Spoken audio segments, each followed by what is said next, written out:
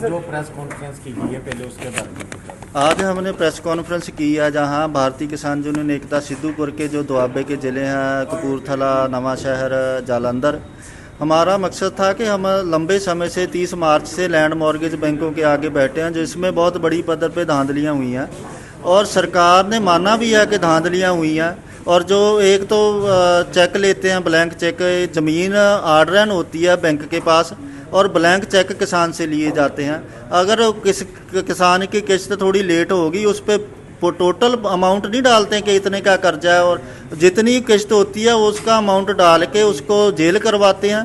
फिर जेल से वापस आता है, अगर फिर होगी तो फिर ब्लैंक चेक ले लिए हुए हैं। आरबीआई की गाइडलाइन भी कहती है कि ऐसे आप चेक नहीं ले सकते। अगर उसकी ज़मीन जायदाद सफिशेंट है कर्ज मोड़ने में तो वो एक चीज़ रखी है, जहाँ तो चेक रखी है जहाँ ज़मीन।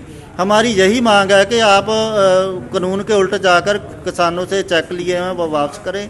और इस बैंक से जो ओटीएस स्कीम बहुत देर से नहीं है, सेमी अदारा है पंजाब गवर्नमेंट, और किसानों के भी शेयर हैं इसमें। बाकी सारी बैंक ओटीएस की स्कीम लेकर आती हैं, यही बैंक है जिसमें ओटीएस की स्कीम नहीं आई।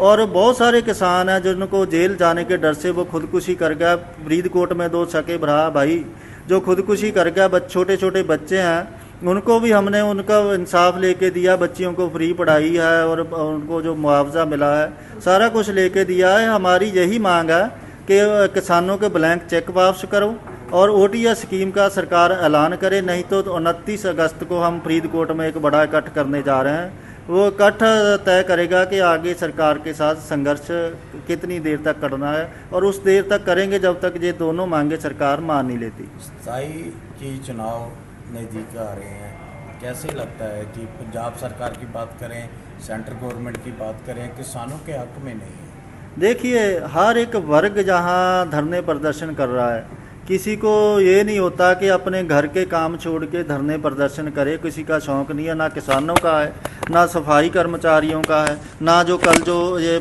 मुलाजम हड़ताल पे जा रहे हैं उनका है।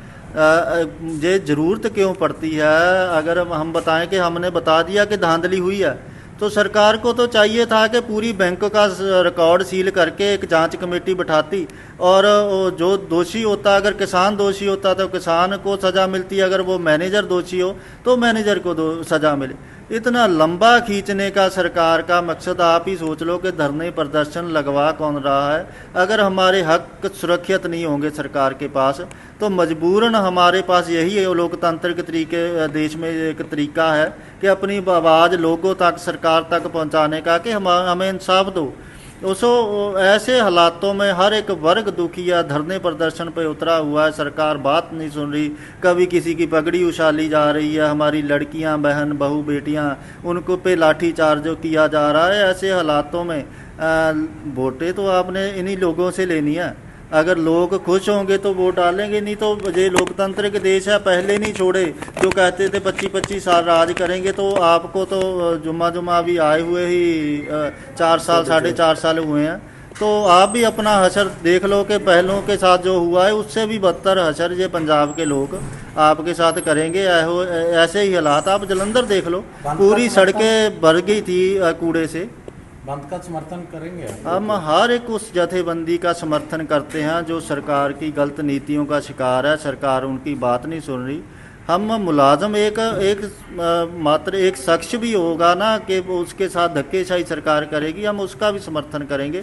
हमारा पूर्ण तौर पर समर्थन है हर उस जथेबंदी से जो सरकार की गलत नीतियां, जो सरकार उनसे वादे करके सत्ता में आई है, उनके वादे पूरे नहीं हो रहे। हमारा हर उस जथेबंदी को समर्थन है। जैसे प्याज और चीनी के दाम बढ़ रहे हैं, क्या लगता है कि आपके भी दाम बढ़े हैं कुछ? देखो, चीनी 65 होगी, मैंने बताया था कि 2020 में हमने गन्ने का रेट लिया था 370। उस समय हमारे जो सरकार ने लागत रेट था 380 तय किया था कि 380 गन्ने का लागत रेट है। और दूसरे दिन अखबारों में जय सरकार ने दमगजे मारे थे कि पूरे देश में पंजाब के किसानों को गन्ने का सबसे अधिक रेट मिल रहा है, जबकि 110 रुपये तो हमारी जेब से पड़ रहे हैं। अब चीनी होगी 65।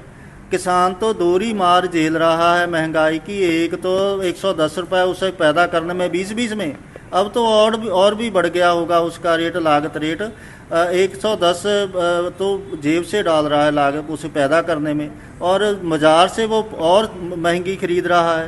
ये कह देना कि एमएसपी आएगी तो महंगाई बढ़ेगी।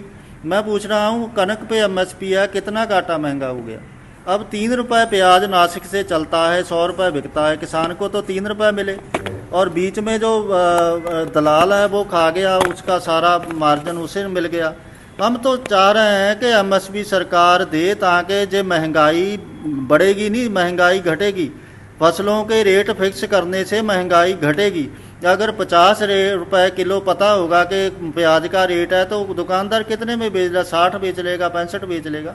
सो हमारी यही है कि महंगाई को रोकना है। कि तो जब भी हम एमएसपी मांग करते हैं, आम लोग कहते हैं कि ये तो इतना रेट मांगते हैं, फिर महंगाई हम खरीदेंगे कैसे। नहीं, अभी 100 रुपये खरीद रहे हो, अगर 50 रुपये किसान की जेब में जाए, 10 रुपये दुकान वाले की जेब में जाए, फिर भी आप सस्ती खरीदोगे।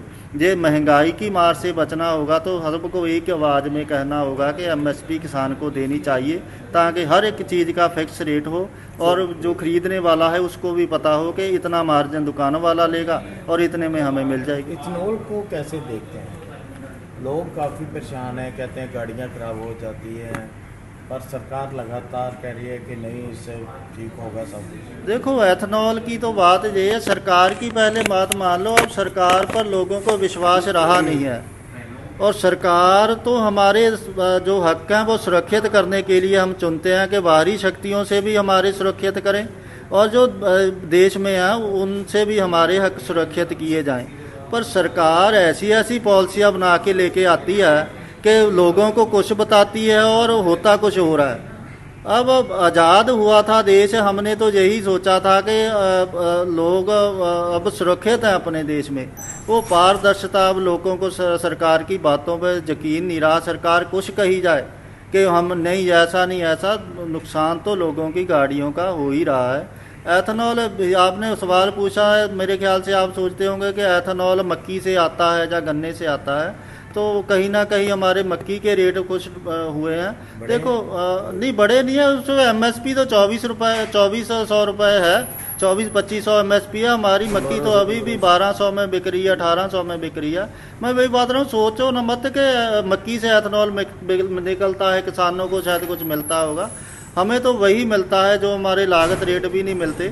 जो सरकार को सोचना चाहिए, लोगों के हकों की सोचना चाहिए, उनकी हक की कमाई। कोई गाड़ी किस्तों पर लेता है, वो अपनी पैसे कुछ ना कुछ कटाता है हर महीने, तो सरकार को सोचना चाहिए कि इनके हक सुरक्षित कैसे रखें। सो सरकार की भरोसे योग्यता मेरे हिसाब से ख़त्म हो गई है। अब लोगों को यकीन नहीं रहा, लोग समझते हैं कि सरकार बोलती कुछ और है, करती कुछ और है। अगर सही बात भी हो, लोग यकीन नहीं करते अब सरकार पे। किसान जथेबंदियाँ 2027 की चुनाव में भाजपा और अकालियों का गठबंधन को कैसे देखती है? देखिए, हमारी तो ये सोच है कि आपने बदलाव पंजाब में बहुत बड़ी, मेरे ख्याल से देश में पहली बार होगा कि इतनी छोटी पार्टी और इतनी जल्दी सरकार बन गई, और इतनी बड़ी पद पे लोगों ने उसके पे भरोसा किया, और सिट्टा क्या निकला, उसका रिजल्ट क्या निकला। लोग पहले से भी ज़्यादा परेशान हैं। जब तक इन पार्टियों, इन सरकारों पे आप जो भरोसा करेंगे, जो सोचेंगे जो हमारा कुछ भला कर देंगे, पर देश का कुछ नहीं सुधरने वाला। जब तक देश का आम इंसान अपने हकों के प्रति जागरूक नहीं होता, जब तक देश का हर एक इंसान पार्टियों से सवाल नहीं करता, उन्हें पूछता नहीं, कटहरे में नहीं खड़ा करता। और देश की कोर्ट को भी चाहिए, जो इनका वोटों में बनाते हैं ना, जो उन मनोरथ पत्र, उनको ये उस पर कानून बनना चाहिए कि जो भी आपने किया है, वायदा किया है, वो अगर पूरा नहीं होगा तो आपकी जो ये चोन है वो आपकी रद्द होगी, और आपकी पार्टी को मान्यता भी रद्द होगी। अकाली दल के गठबंधन को कैसे देखते? देखो, मैंने वही संकेत दिया है, गठबंधन किसी का भी हो जाए, पंजाब का संवरने वाला कुछ नहीं है। वो तो अब देख लो, कांग्रेस की कुर्सी की लड़ाई है, और सिर्फ एक ताकत हथियाने की लड़ाई है। ये मत सोचो कि अकाली भाजपा का गठजोड़ किसी को कोई फ़ायदा पहुंचा देगा।